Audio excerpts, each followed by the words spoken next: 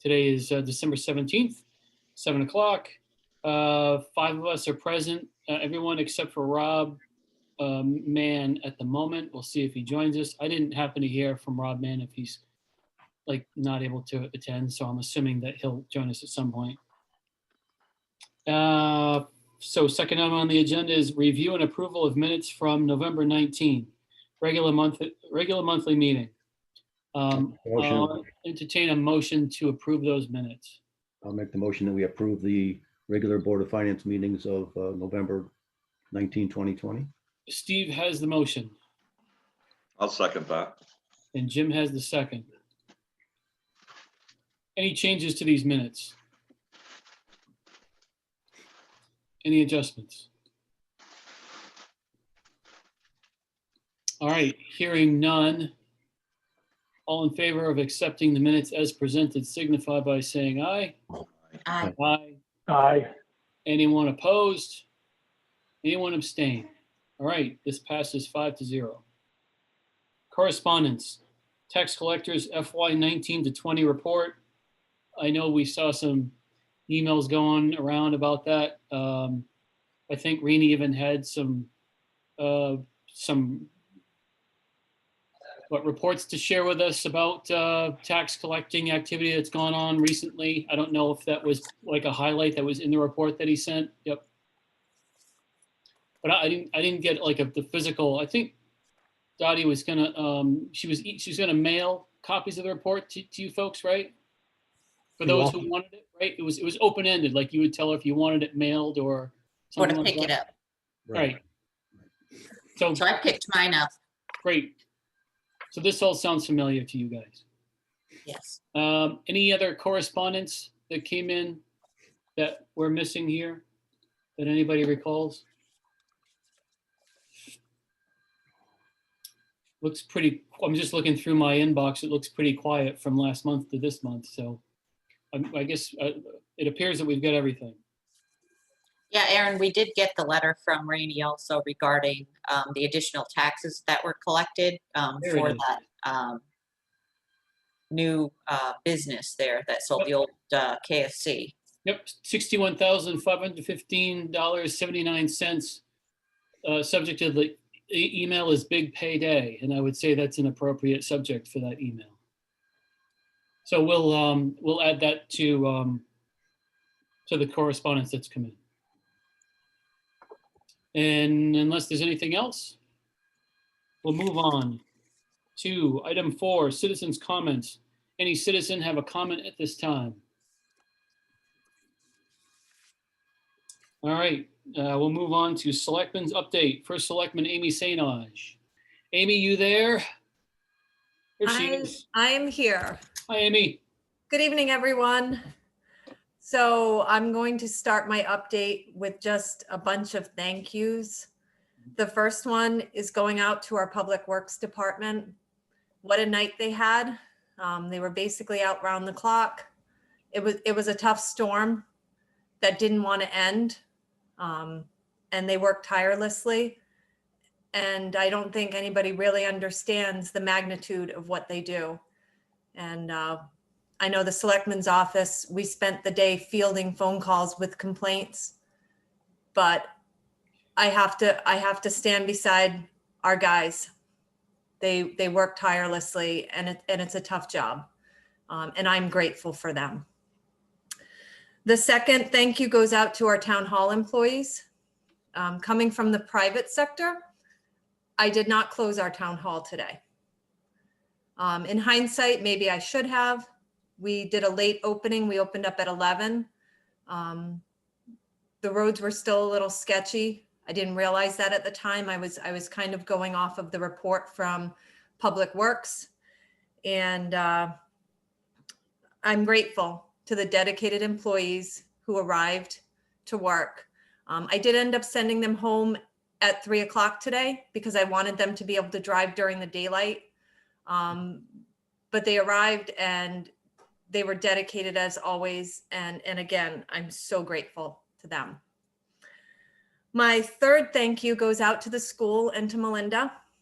Last month on November 24th, We executed a very successful town meeting. And I could not have done that without the school, without the IT staff, without the use of the auditorium. It was wonderful. And I feel like, can everybody still hear me? Yeah. Yes. Yeah. Okay. It looked like some people were freezing up. That happened to me the other night in the Board of Selectmen meeting. Additionally, the school has provided our building office with 2 new computer monitors. If you had seen the screens that they were using, they were highly inadequate. And with the new software that they're getting for permitting, they needed a larger screen. And the tech department offered a couple of screens that they had that they were not utilizing anymore. So again, I'm thankful to the school, and I'm excited as we move forward to a greater partnership with the school.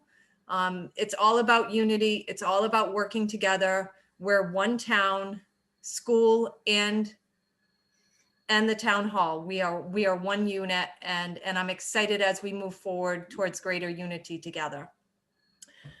From that, I'll move on to our Board of Selectmen. The other night discussed moving to revise the budget ordinance to combine both the school budget and the general budget into one vote.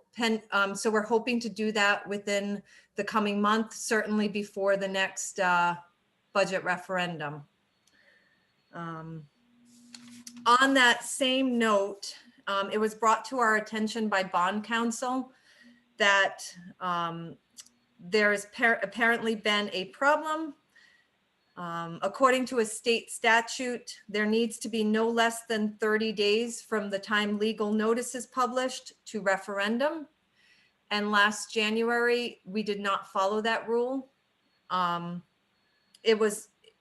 We had not been following it with any of our referendums. So we have no option but to go back out to referendum for the school roof project. Additionally, to correct the problem for the future, the same budget ordinance that we're proposing to change to combine both the school and the general budget into one vote, we're also going to modify with our town attorney so that we can have a shorter time frame between the legal notice and going to referendum. So that's going to be all done in one fall swoop, potentially with a town meeting in January, if COVID allows. Let's see where else. We discussed at the other night's Board of Selectmen meeting, also gathering information we're going to need for necessary bridge repairs. I know it was brought to our attention that the over 20-foot bridges were inspected by the state, and some work has been completed by our Public Works Department. They did work on a Spicer Road Bridge and culvert, and they also did work on Aquatic Town Farm Road, a bridge there. They did some scour work. This was initially anticipated to have to go out for engineering, but the state advised Rich otherwise, and the Public Works Department was able to do the work on their own. Those 2 projects have been inspected by the state, and they are very pleased with the work that our crew did. So that's fabulous. It saved us quite a bit of money not having to go out for the engineering on the Aquatic Town Farm Road Bridge, Aquatic Town Farm Road Bridge work. So that's a positive. The bridge that we're focusing on right now is the one on Buckley Hill Road. Buckley Hill Road has been designated as a no-through truck road.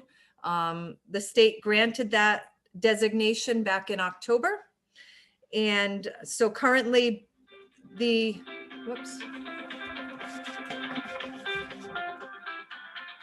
everybody's phone keeps going off tonight. Sorry about that.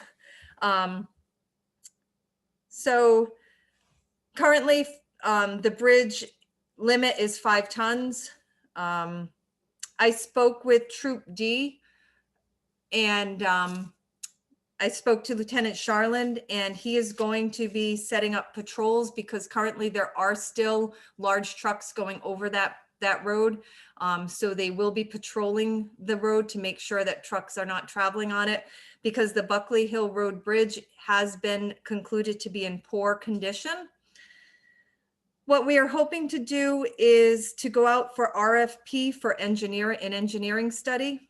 And we need the engineering preliminary design to move forward towards federal funding to repair the bridge. That federal funding, the application is due next November.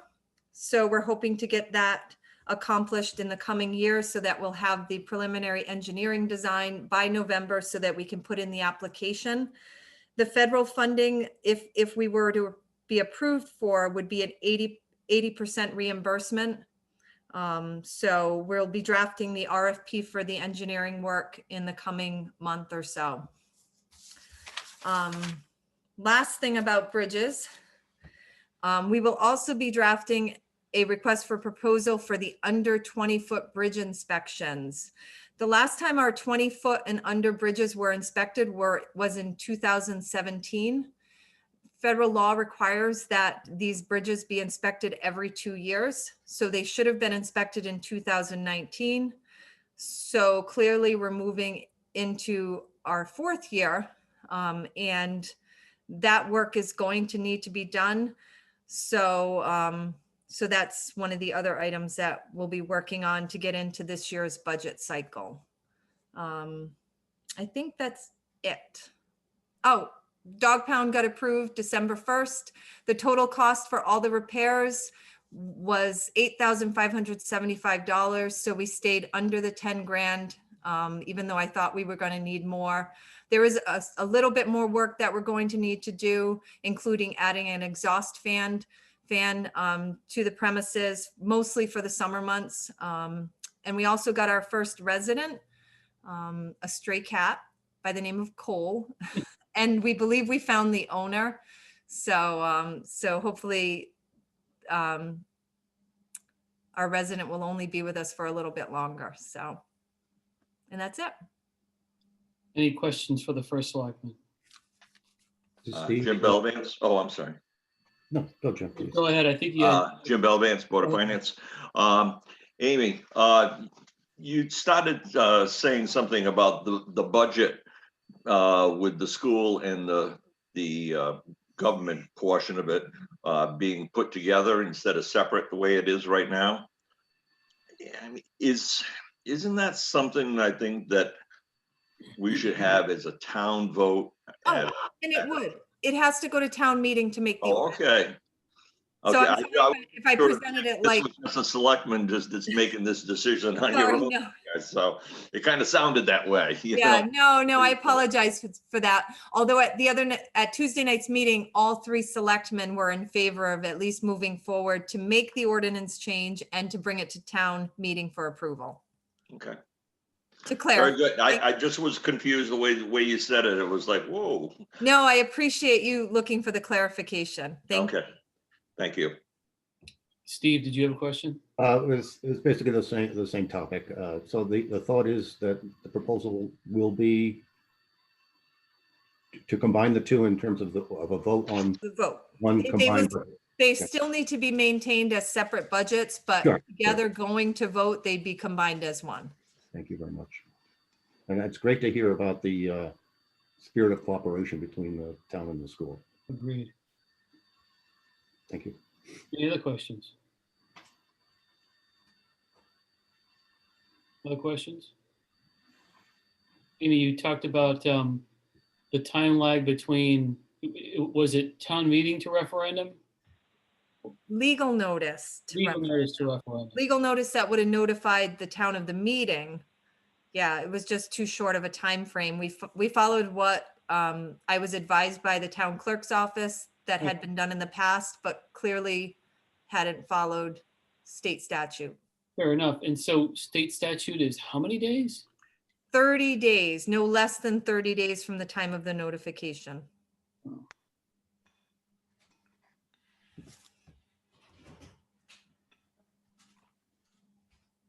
And so now we're gonna do a town meeting in January, did you say, I'm to hoping, reapprove the roof project? well, what I'm hoping to do is sometime most likely later January, do a town meeting, which we could have some of the additional ordinance revisions that we need to do. Yes. And then also to move to referendum for the school roof project again. Got it. And so to clarify, if I follow you, we can take care of the school roof and those proposed ordinance changes at town meeting, but only the school roof project would need to go to referendum. Correct, unless somebody demanded a referendum on the other items, which That's is right. always a possibility. It is a possibility, but theoretically, all things being equal, it would be just the school roof goes out as a standalone question. Unless someone else were to insist and follow whatever legal requirements are necessary, there would be nothing else on there. It would be just that one topic. Correct. Any Rob, other, go ahead, Rob. I wanted to sorry, Aaron, I wanted to follow up. What's the exposure to date on the roof project? Financial exposure? Oops. Do we Orla. know? No, there's $0. There's been no. Zero, expense okay. incurred to date. Thank you. And the whole rationale to go back, this was just brought to your attention, Amy, that we needed to do this so that we bypass something, is It was brought. therefore we're It was backing up. brought to Orla's attention from the bond council. Correct me if I'm wrong, but they will not issue a bond rating. Is that what it is, Orla? They won't issue a bond opinion. Opinion. Yes. Thank you.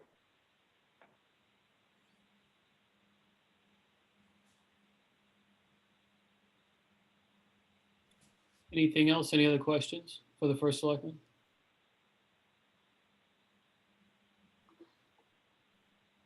All right, we'll move on to school district update from Superintendent of Schools, Melinda Smith. Oh, I think you're muted, Melinda.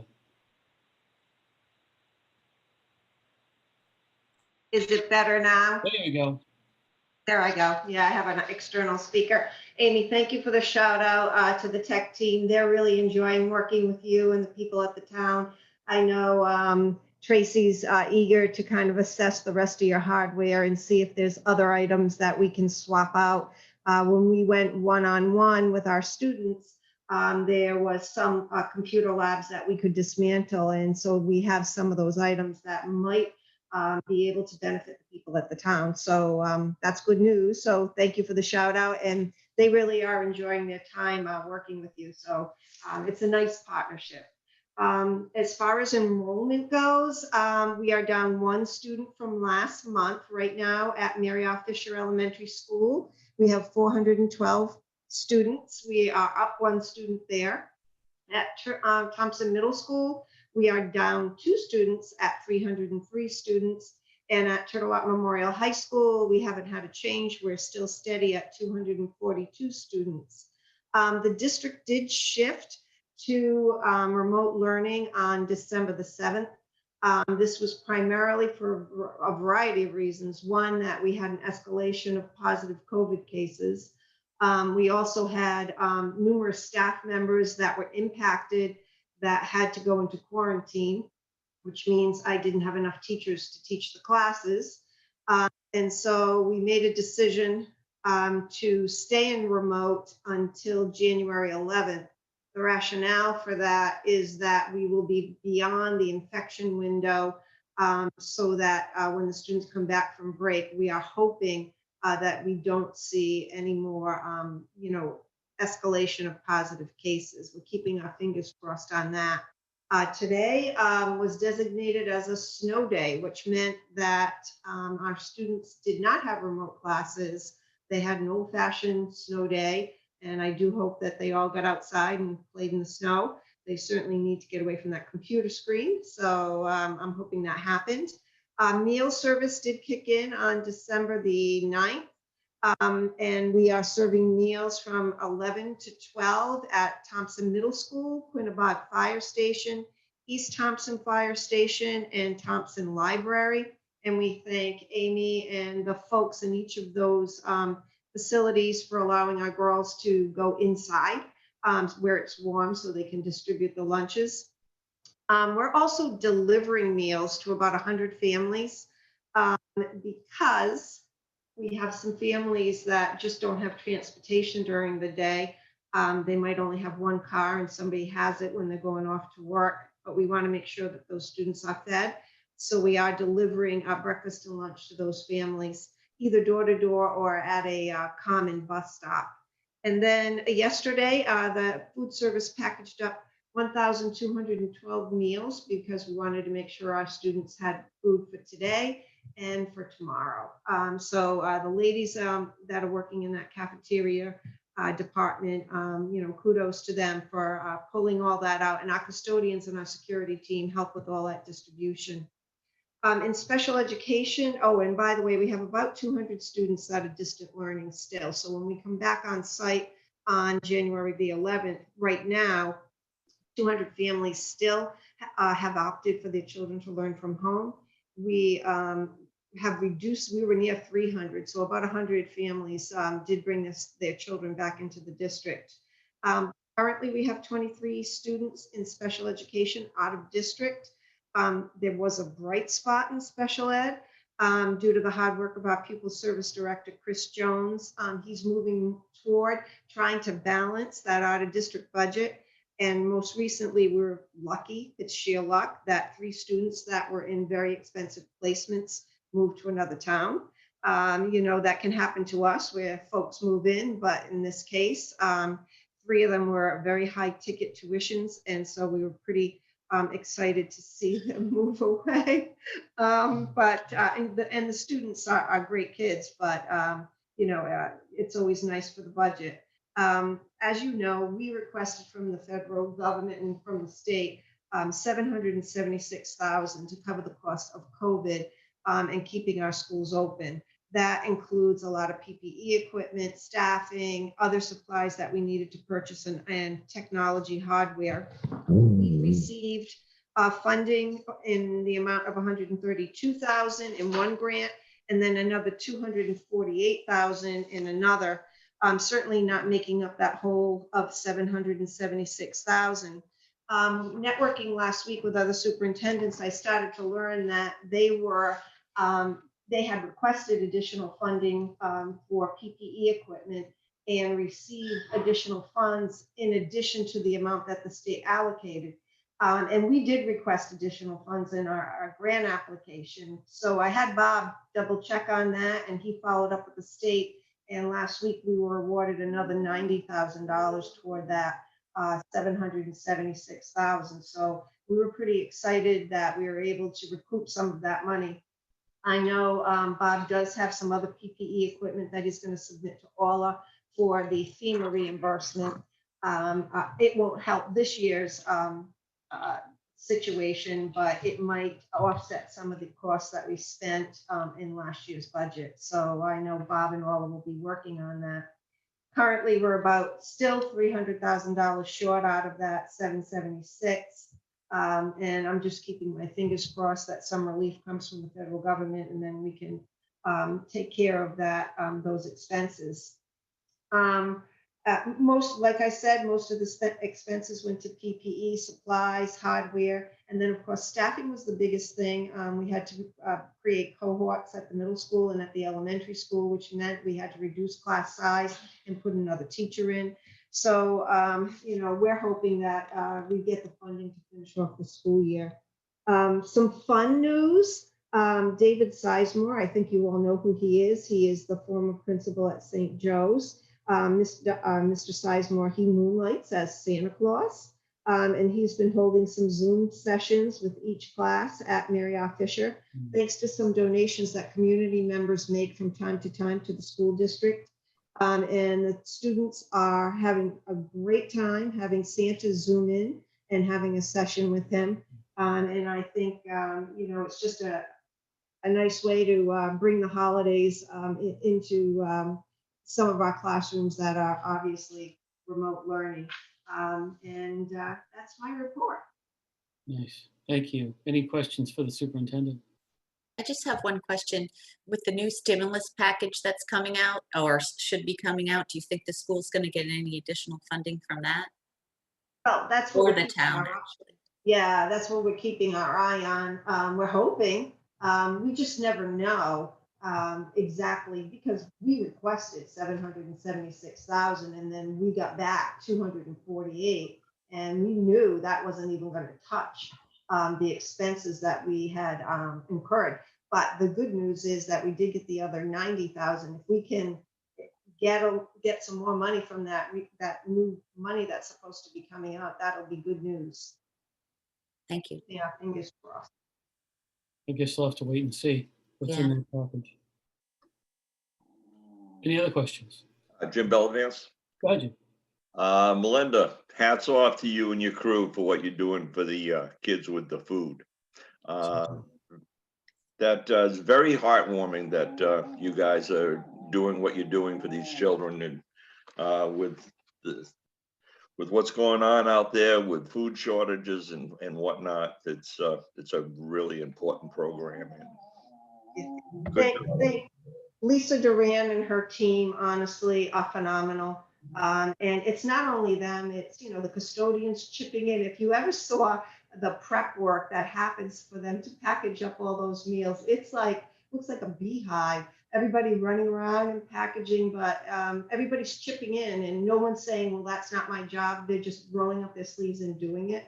And I know we got a lot of support from the town when we were closed from March to June on meal distribution, and and the town obviously giving us those sites has been awesome because people feel familiar to go to those sites and comfortable, and it seems like we've hit every section of town, so people don't have to drive that far. So the deliveries are new this time, and we feel we were surprised that 100 families took us up on it.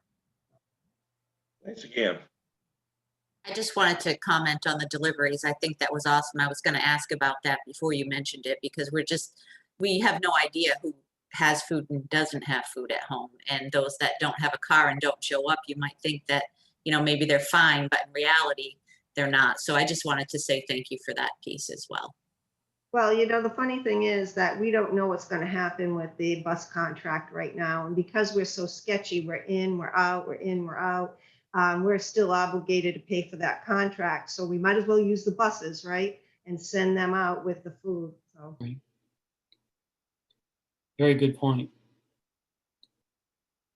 Any other questions or comments? Melinda, thank you. Welcome. Financial report, Finance Director, Orla McKiernan Raftery. Thanks, Aaron. So we're already through 5 years of fiscal 21. Scary to think we're almost through the end of the second quarter. But so far through the end of November, we've collected 9.835 in property taxes. Breaking it down, current taxes of 9.58, and that's almost 382,000 higher than we were this time last year. Prior year taxes 187. Were lower than last year, and interest and liens similar to last year at 68,000. We're starting to get the reimbursement for COVID. We got our first round of COVID reimbursement of $9,800 during the month of November. So just so you guys give a bit of a perspective, we started off with about $40,000 worth of expenses, which we submitted to FEMA. FEMA rejected about 20,000 of it initially. And so we took the other 20,000 and we applied for those funds from the state.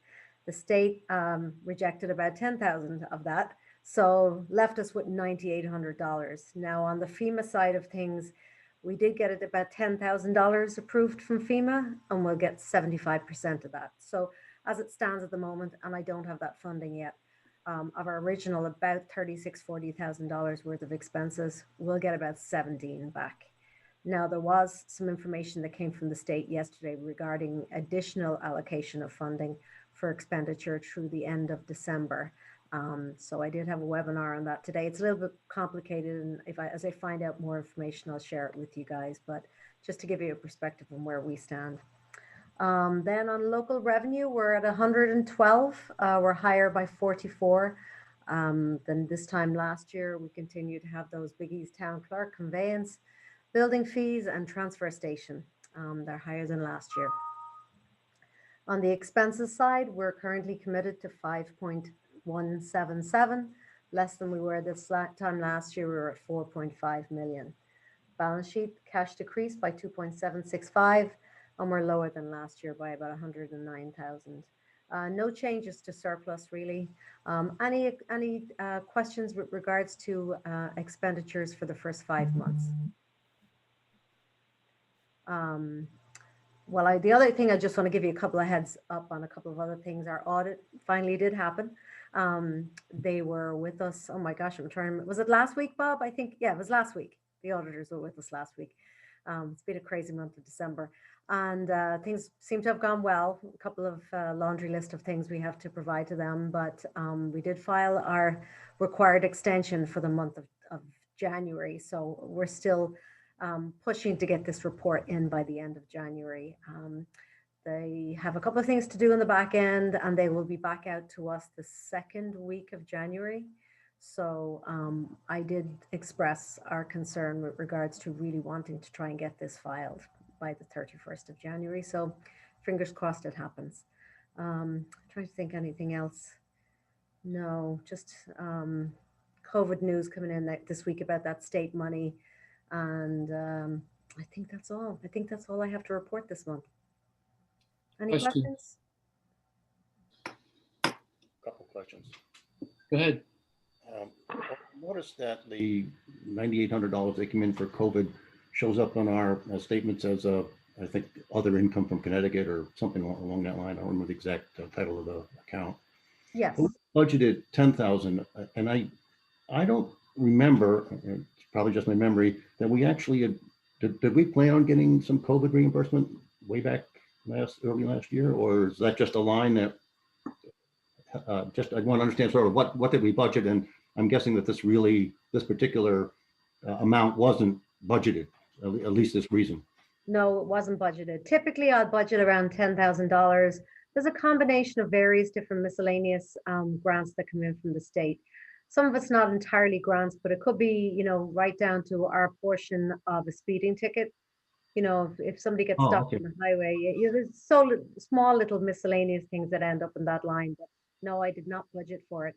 So just in relation to all of the money is going to end up in miscellaneous income, and it'll be the decision of the Board of Finance if they wish to move it into somewhere else. But I do want to let you know that some of the 98,000 was covered by the library had used some of their repair budget to carry out some repairs that were reimbursed by COVID expenses. So I will be taking some of that 98 and transferring it back into the library repair fund to give them that credit. But I think we'll end up with approximately about 12 or 13,000 out of the 17 we're going to get. Not talking about the COVID part, but the $10,000 that we did budget on that line, we should still expect something in that order, again, because the COVID was not planned for. That is correct.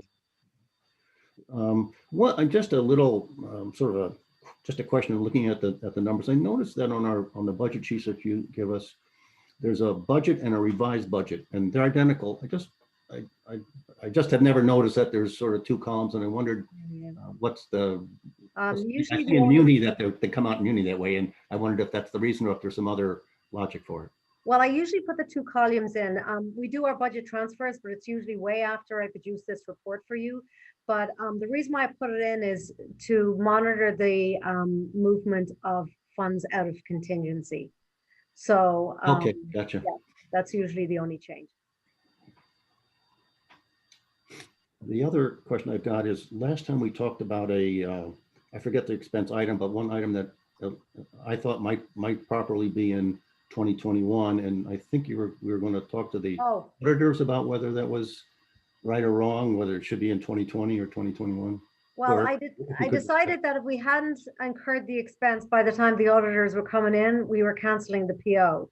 So we did cancel the PO in fiscal 20. We reopened the PO again in fiscal 21 with the anticipation, as soon as we get the okay from the state, or sorry, this is a USDA grant. As soon as we get the okay from the USDA that they will cover the 55% reimbursement, then we'll order the product. So I did cancel out the PO in fiscal 20. Did we get some guidance though about the general policy of whether we should, what year it should be recognized in? Well, the fact that we hadn't ordered it, their general opinion was that we shouldn't leave the PO in the year that we had entered it in. But I explained that, you know, we do have, that's not always our day-to-day policy. And they said they would continue to monitor the encumbered purchase orders. If they had any concerns about any other purchase orders, they would let me know. Thank you.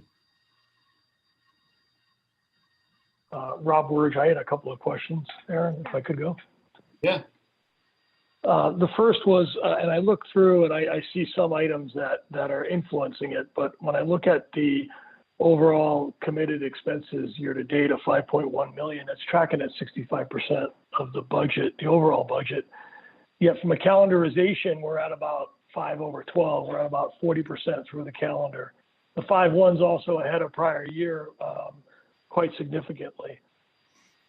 Can you shed a little light on what's driving that to be at 65%? And are there any concerns that you have? You know, that would indicate potentially a big miss at the end of the year. Maybe there's some things that you know about that could ease us with that, or maybe there's some concerns that we can begin to prepare for now versus later. So I understand your question, Rob. So there's a number of expenses that go through the channels of some of the departments. I'll give you an example, the grant for the fire departments, some of the appropriations through general services, which is to outside agencies that we pay up front. So, I'll give you an example on the fire department. It's a $200 and something thousand that we pay up front in July. So that's not spread over. And you would have paid that up front prior year as well, right? We would have, yes. Yeah. And just taking a quick look at some of the other big ones, I see transfers is substantially higher than what it was last year, and that's based purely on the budget. So, for example, this year we had $710,000 of budgeted transfers into the transfer fund, whereas this time last year we only had 407. So we already have an additional $300,000 there. So in relation to, I'm looking at some of the other ones, fringe benefits is higher. As we know, we had that whopping 19.5% on our health benefits. So if we look at where we were this time last year versus this time this year, we're $140,000 higher. I'm not concerned about anything being over budget at this stage. It's a little bit early to tell, but usually what I'll try to do is at the end of the second quarter, take a look and see where we were this time last year and see if there's any major red flags. And I'll bring it to your attention if I see anything big. Okay, thank you. The second was last meeting, we had a lengthy discussion around bulky waste. Oh, at the end of it, we decided that it may not be a bulky waste problem, and we couldn't really answer what the problem was, other than maybe there was a higher cost to remove different recyclables that we don't get reimbursed for. Do you have any additional insight as to what's happening there? And should we look to modify that bulky waste fee for the folks that are using that service? So I did. I forgot to actually send it to you guys. I did an analysis of the last 3 years expenses in that tipping fees line and how it's broken down in the different categories. There wasn't a huge amount of increase in the bulky and regular from fiscal 20 versus fiscal 19. What is clear to me is I under budgeted in fiscal 20 and I under budgeted in fiscal 19. Because both years I did a transfer, budget transfer at the end of each year, and both of them were approximately between $18,000 and $20,000. So, and I most likely, I increased the budget for fiscal 21, but we might be in the same position at the end of fiscal 21. So note to self, from my perspective, is make sure I have additional funds in fiscal 22's budget for bulky waste. There hasn't been an increase. I know, Amy, were you going to talk to your board about that, or were you and I going to discuss a possible increase in the bulky waste going forward? Possibly, well, not at the moment, but possibly in the beginning of fiscal year 21 or 22. Yeah, I think it's something that we should visit with Rich potentially and see where things are going. If I understand correctly, they are starting to get some money that they weren't getting when COVID hit for recyclables again. But I could be wrong. It's definitely worth a conversation before the budget season begins. Just bear with me. I will forward this to you after, but I did do a quick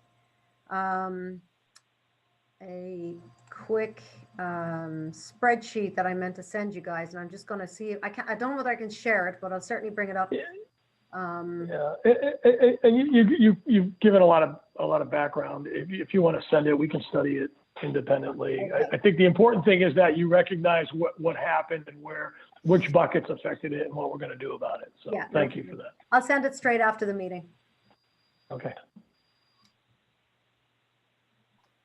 Any other questions for the finance director?